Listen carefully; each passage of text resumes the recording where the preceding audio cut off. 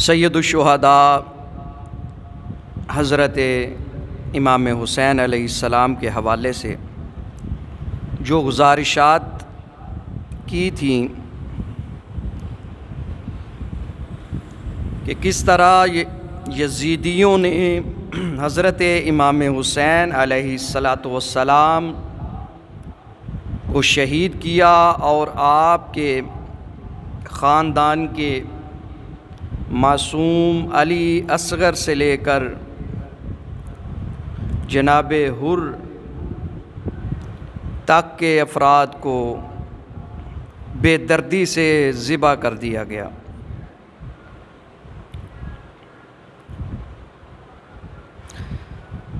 ہمیں یہ سمجھ لینا ضروری ہے کہ آخر ہم ہر 10 محرم کو سید الشہداء جناب امام حسین علیہ السلام کی بات کرتے ہیں، ان کی عظمت بیان کرتے ہیں۔ آخر ان کی ایسی شخصیت یا ان کی ایسی حیثیت کیا ہے اسلام میں جو ہم ان کو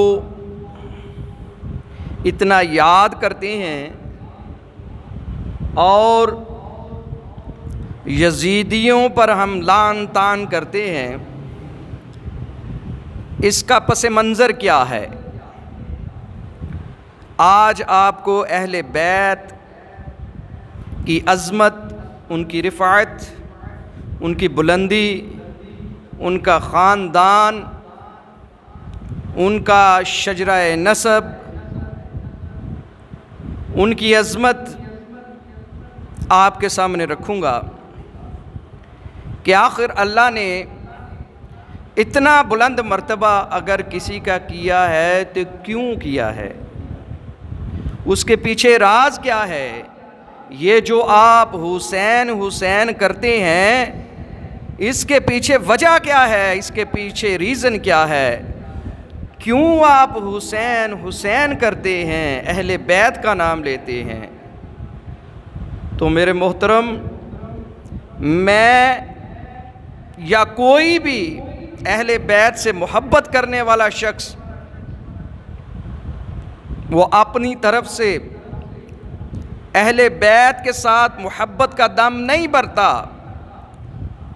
ہم جو بھی کرتے ہیں، جو بھی کہتے ہیں، وہ میرے پیارے آقا حضرت محمد صلی اللہ علیہ وآلہ وسلم کے اقوال، آپ کے حدیث اور قرآن کی روشنی میں کہتے ہیں۔ کوئی بھی بات ہم اپنی طرف سے نہیں کرتے، جو کچھ کتابوں میں درج ہے، جو کچھ قرآن میں ہے، جو احادیث میں ہے، وہ باتیں آپ سے کی جاتی ہیں۔ کون ہے اہل بیت؟ نبی اکرم صلی اللہ علیہ وآلہ وسلم اپنی پیاری بیٹی لخت جگر حضرت سیدہ طیبہ طاہرہ سیدہ فاطمہ الزہرا سلام اللہ علیہا کے گھر تشریف لے گئے اور جا کر دیکھا تو حضرت امام حسن کھیل رہے تھے۔ آپ نے اس کو گود میں اٹھایا اور کمرے میں تشریف لے گئے۔ وہاں پر ابھی تھوڑی دیر گزری تھی کہ امام حسین علیہ السلام کھیلتے ہوئے باہر سے جب اندر تشریف لائے تو پوچھا، اماں جان، مجھے نانا کی خوشبو آ رہی ہے، کیا میرے نانا تشریف لائے ہیں؟ تو حضرت فاطمہ نے کہا، بیٹا تمہارے نانا اندر حسن کے ساتھ کھیل رہے ہیں۔ اتنی دیر میں آقا نے اندر سے آواز دی، اے حسین۔ تو حضرت حسین رضی اللہ تعالی عنہ وہ بھی اندر تشریف لے گئے تو میرے نبی نے اپنی کالی کمبلی کے نیچے حضرت حسین کو بھی بٹھا لیا، ان کو بھی اپنے پاس چھپا لیا۔ پھر فرمایا اے فاطمہ، اے بیٹی تو بھی اس کمبلی میں آ جا، تو اپنی بیٹی کو بھی دائیں طرف بٹھا لیا۔ تھوڑی دیر بعد شیر خدا حضرت مولا علی علیہ السلام وہ بھی گھر میں تشریف لاتے ہیں تو میرے آقا ان کو بھی اپنی کالی کمبلی کے اندر چھپا لیتے ہیں اور فرماتے ہیں کہ یہ میرے اہل بیت ہیں، یا اللہ جو ان سے پیار کرے تو بھی ان سے پیار کر، اور جو ان سے بغض رکھے اے میرے خدا تو بھی ان سے بغض رکھ، جو ان کی چاہت کرے اے میرے خدا تو بھی ان کی چاہت کر، جو ان سے پیار کرے، جو ان سے محبت کرے تو بھی ان سے محبت کر، تو بھی ان سے پیار کر۔ یہ کون کہہ رہا ہے؟ وہ ہمارے آقا جناب سید المرسلین حضرت محمد صلی اللہ علیہ وآلہ وسلم فرما رہے ہیں۔ آپ اللہ سے دعا کر رہے ہیں، التجا کر رہے ہیں، تو کیا یہ ہمارا حق نہیں بنتا کہ جن کے بارے میں نبی نے کہا ہے کہ جو ان سے پیار کرے گا اے اللہ تو بھی ان سے پیار کر، میں بھی اس سے پیار کرتا ہوں، ہمارا حق بنتا ہے کہ نہیں بنتا؟ اور لوگ بدبخت کہتے ہیں کہ آپ اہل بیت سے اتنا پیار کرتے ہیں، وہ تو شیعہ کرتے ہیں۔ شیعوں نے مل مار لی ہمارے خاندان اہل بیت کی۔ اگر وہ پیار کرتے ہیں تو ہم نہیں پیار کر سکتے، ہم ان کی وجہ سے پیار کرنا چھوڑ دیں، ان کو ماننا چھوڑ دیں؟ امریکہ میں یہودی رہتے ہیں، پھر کیا لینے جاتے ہو؟ عرب کے اندر جو مسلمان حکمران ہیں، عیاش ہیں، بد کردار ہیں، بے لحاظ ہیں، ہر طرح کی دنیا کی آسائش اور بدفعلی وہ کرتے ہیں، لیکن اللہ نے ان کو خانہ کعبہ کا وارث بنایا ہے، مدینۃ المنورہ کا وارث بنایا ہوا ہے، ہم جاتے ہیں۔ یہ کوئی بات نہیں ہے کہ وہ پیار کرتے ہیں، آپ کیوں اتنا پیار کرتے ہیں؟ پیار کے اندر کوئی پیمانہ نہیں ہوتا کہ اتنا کرنا ہے یا اتنا کرنا ہے، یہ کوئی بھی پیمانہ نہیں ہے۔ محبت جو ہے وہ پیمانے سے نہیں کی جاتی، دل سے کی جاتی ہے۔ اگر ہمارے نبی نے فرمایا ہے کہ اہل بیت سے محبت کریں تو ہم محبت کریں گے، اگر حسن حسین سے کہا پیار کریں تو ہم کریں گے، اس کا پیمانہ مقرر نہیں کیا۔ ہر چیز کا پیمانہ مقرر ہے، یا تو ہمیں بتا دیا جاتا کہ آپ اس حد تک پیار کریں، اس سے آگے آپ نہیں کر سکتے۔ جس طرح کہ ہم نماز پڑھتے ہیں تو ظہر کی 4 رکعتیں، فجر کی 2 رکعتیں، عصر کی 4 رکعتیں، مغرب کی 3، عشاء کی 4، یہ ہم پر فرض ہے۔ یہ کیا ہے؟ یہ ہمارے اوپر فرض ہیں۔ نبی نے یہ رکعتیں نماز پڑھ کے ہمیں بتا دیں کہ یہ اتنی ہوتی ہیں اور آپ پر فرض ہیں۔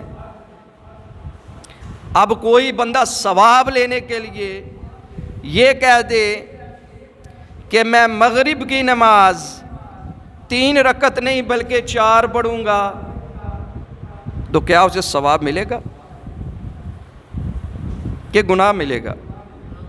گناہ ملے گا، ثواب نہیں ملے گا۔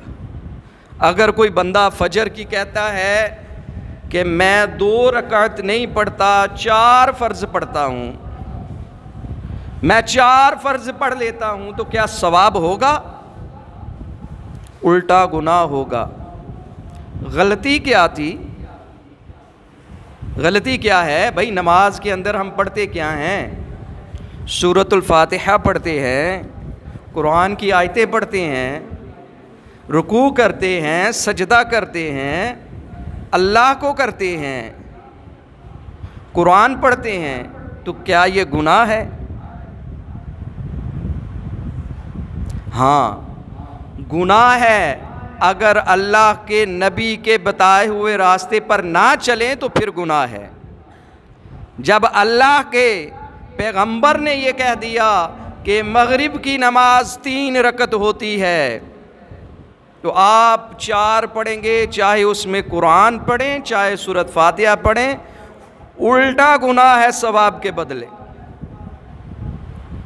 کیونکہ جو راستہ میرے نبی نے بتا دیا، میرے آقا نے بتا دیا، جس راستے پر چلا دیا، جو طریقہ بتا دیا عبادت کا، وہی طریقہ مقرر ہے، اس میں آپ کمی بیشی نہیں کر سکتے۔ اگر 2 فرض صبح کے ہیں تو آپ 2 ہی پڑھیں گے، 4 ادا نہیں کر سکتے۔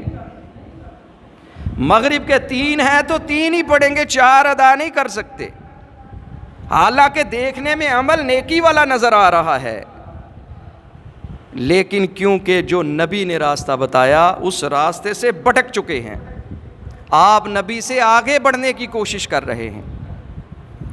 تو میرے دوستو، یہی بات میں آپ کو سمجھانا چاہ رہا ہوں کہ میرے آقا نے فرمایا کہ میں ان سے محبت کرتا ہوں، پیار کرتا ہوں، اہل بیت سے پیار کرتا ہوں، جو بھی اہل بیت سے پیار کرے میرے خدا تو بھی ان سے پیار کر۔ اب اس کے اندر پیمانہ نہیں بتایا، کوئی لمٹ نہیں بتائی کہ کتنا پیار کرنا ہے، یہ کھلا حکم ہے اللہ کا